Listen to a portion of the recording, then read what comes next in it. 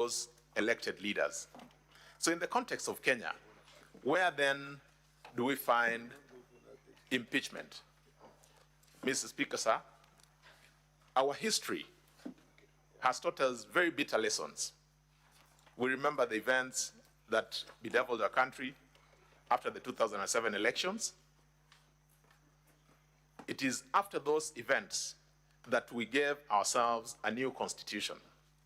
In that new constitution, Mr. Speaker, sir, we found it necessary to, in an unprecedented way, speak about our values, speak about the fabric of our society, the things that pull us together, the things that we share as a people.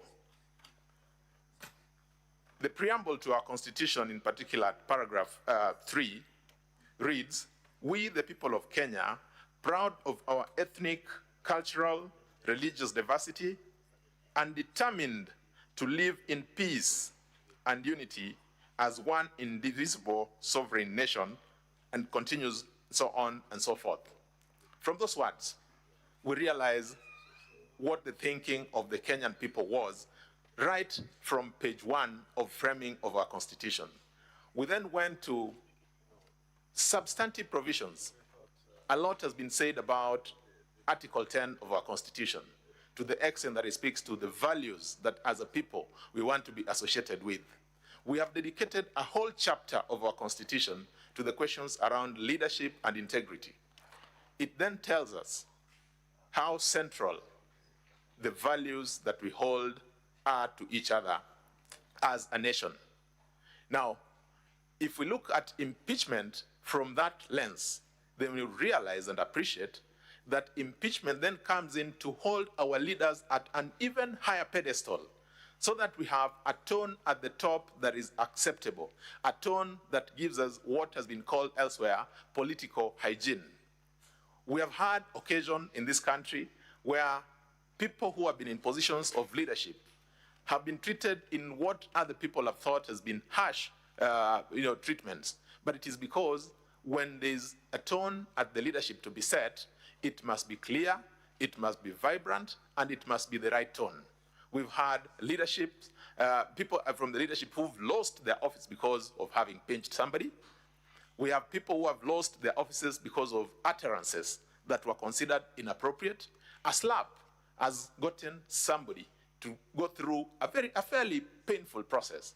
It is because the slap is not necessarily the issue, it is the message that it sends. And so similarly, when we talk about our leaders, we then must ask ourselves, what does one wrong word do to the fabric of our society?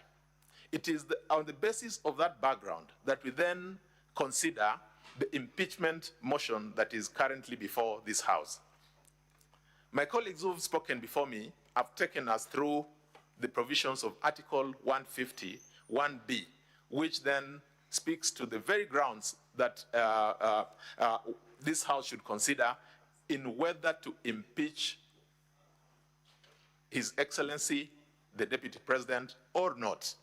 I wouldn't want to go into those grounds because the record before this House contains material in support of those grounds. I would urge, Mr. Speaker, sir, that now that His Excellency, the Deputy President, has had occasion to present material before this House, that this House could consider in response to the motion for impeachment. When you retire to debate, to deliberate, we urge that you take into consideration the entirety of that material. We also ask that you also take time to look at what the mover of the motion presented before this House, as well as all the witnesses, including what came from public participation. That would give us an opportunity to, in a very objective way, reflect on what and how to deal with the questions that have been presented. I need not go into the specifics of each of the charges, but if I was to give examples, when we have a leader occupying the high office of the Deputy President of this country, somebody who is required by the Constitution to take an oath confirming or affirming to Kenyans that they will not divulge whatever comes out of secrecy, out of confidential conversations that come to their knowledge by virtue of the office that they occupy. If that person then defies that bond or that commitment that they've had with Kenyans, it is a gross violation. Similarly, when we have somebody occupying the space of the high calling of the office of the deputy president, admitting issues that would amount to conflict of interest between his personal interest, his family interest, and which have financial implications. Again, our laws then dictate that those are reasons that would amount, would be sufficient to impeach such a deputy president.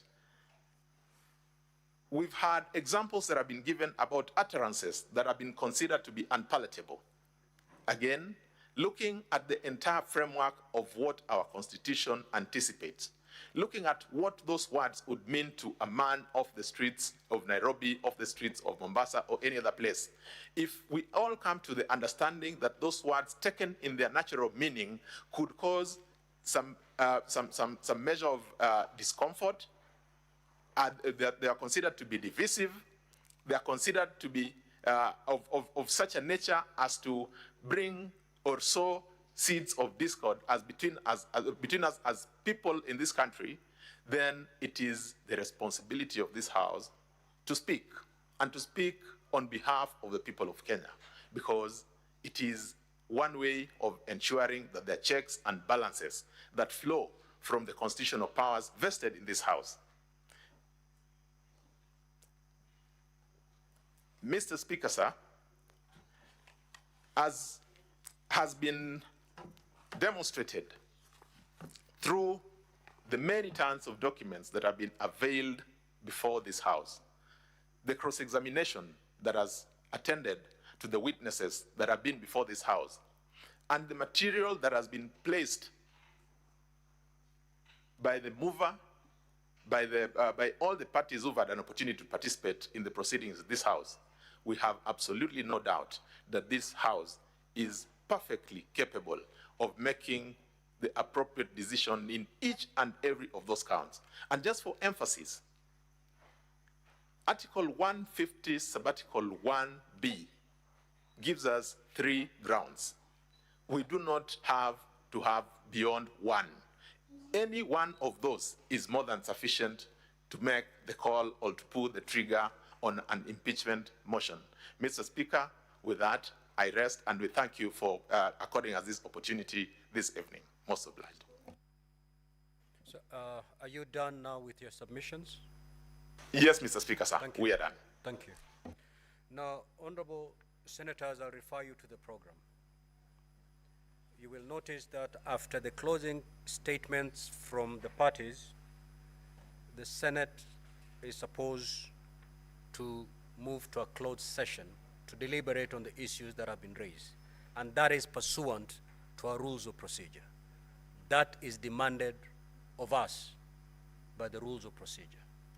So at this juncture, I will allow the parties to retire as the Senate moves to a closed session. That closed session will take us not more than half an hour. After that, we'll come back. Once we are back, there's going to be a special motion contained in an order paper. That is the motion that will allow debate culminating into honorable senators getting the opportunity to cast their vote on each of those charges, of the 11 charges. So, Counsel for the National Assembly, you may now retire. Once we resume open session, of course, you'll resume your seats. Thank you very much, Mr. Speaker, sir. The media